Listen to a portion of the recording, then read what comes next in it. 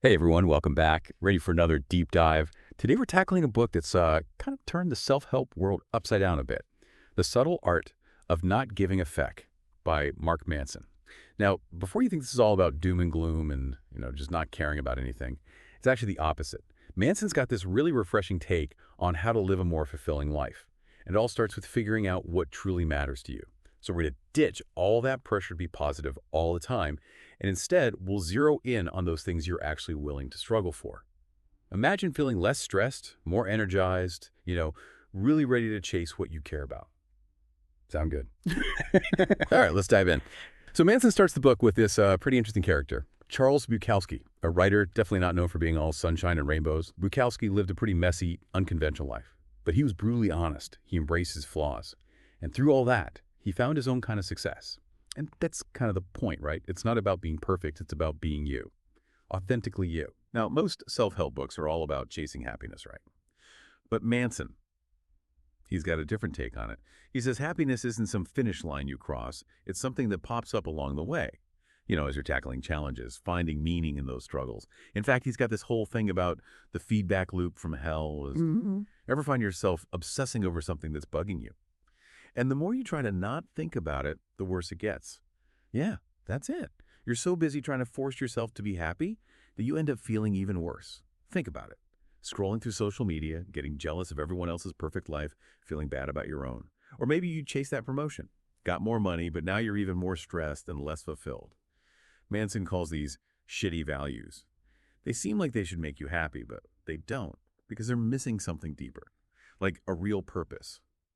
And another thing that doesn't really lead to genuine happiness, that whole idea that we're all special snowflakes destined for greatness.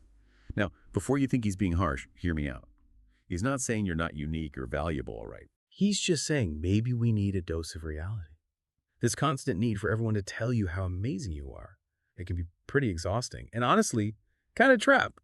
Instead, Manson says, embrace those limitations. Accept that, hey, maybe you're not the center of the universe. And you know what? That can be incredibly freeing. Suddenly you can focus on what you can actually control. Your effort, your choices, how you react to all those curveballs life throws at you.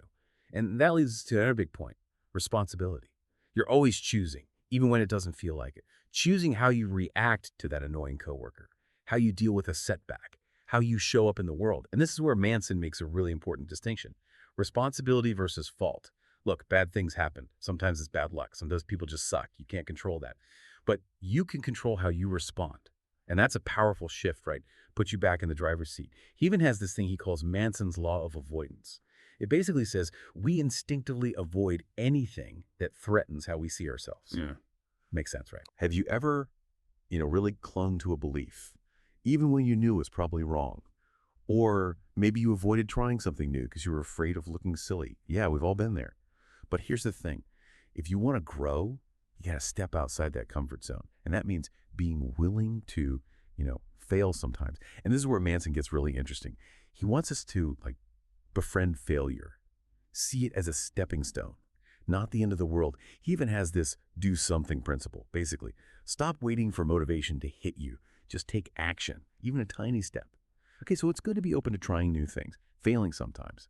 But it's also super important to know when to say no.